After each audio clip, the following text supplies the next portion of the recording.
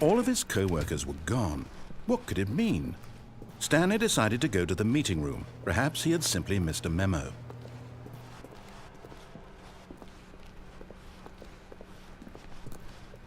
When Stanley came to a set of 2 open doors, he entered the door on his left. This was not the correct way to the meeting room, and Stanley knew it perfectly well.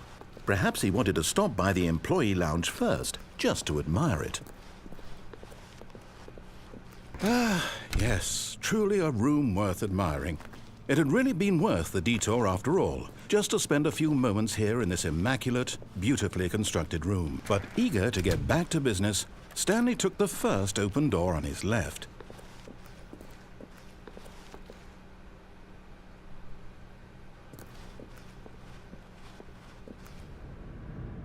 Stanley was so bad at following directions, it's incredible he wasn't fired years ago.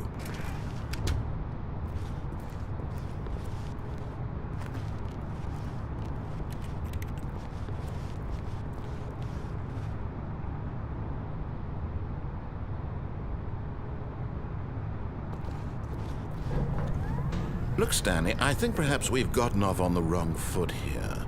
I'm not your enemy, really, I'm not.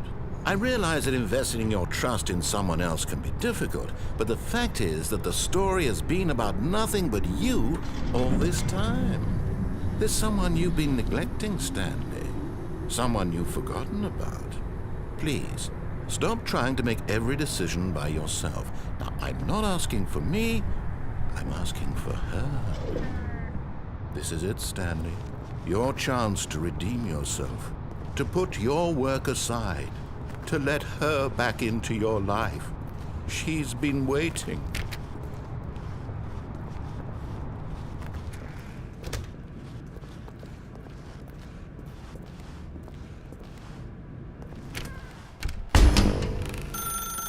That's her, Stanley.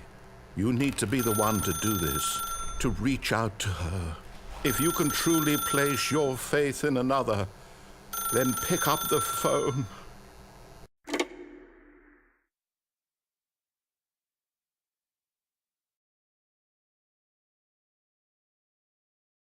Oh, Stanley, is that you?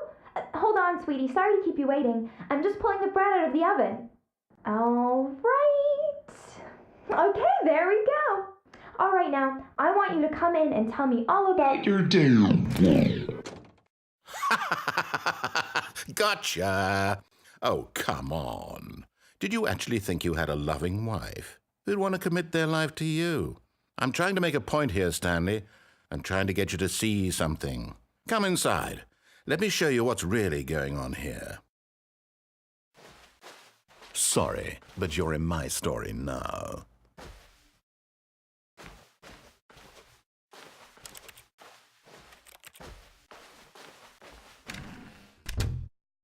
This is a very sad story about the death of a man named Stanley.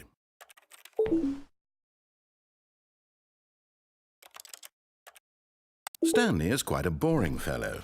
He has a job that demands nothing of him, and every button that he pushes is a reminder of the inconsequential nature of his existence.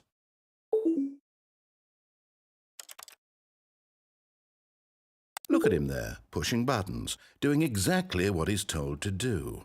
Now he's pushing a button. Now he's eating lunch. Now he's going home. Now he's coming back to work.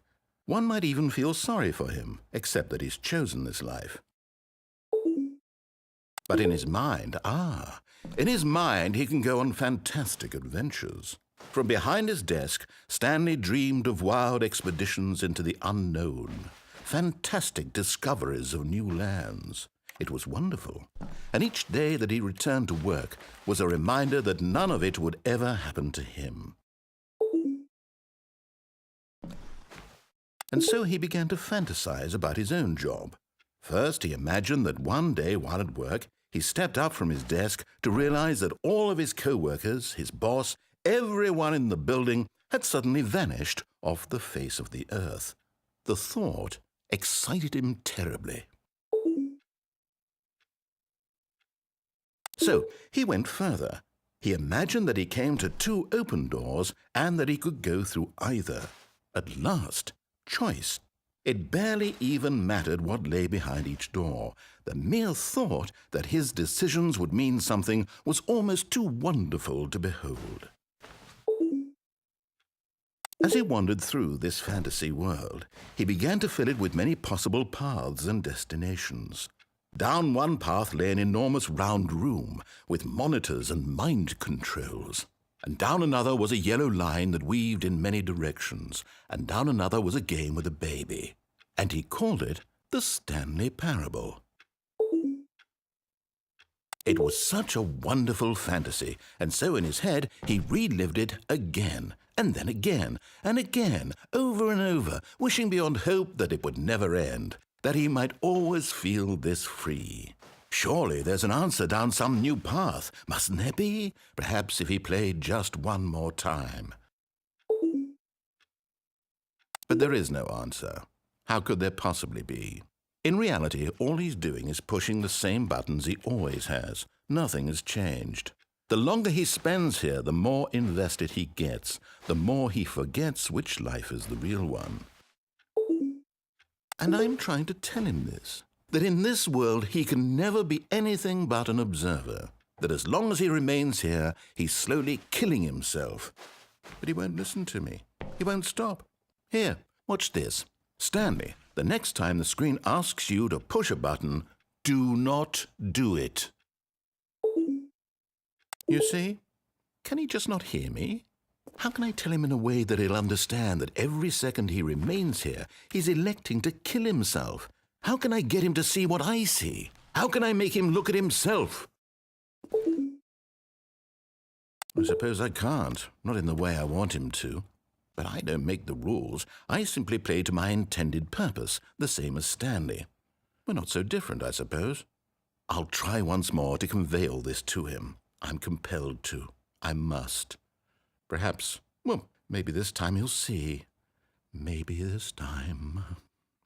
And I tried again, and Stanley pushed a button. And I tried again, and Stanley pushed a button. And I tried. Coming to a staircase, Stanley walked upstairs to his boss's office. But Stanley just couldn't do it.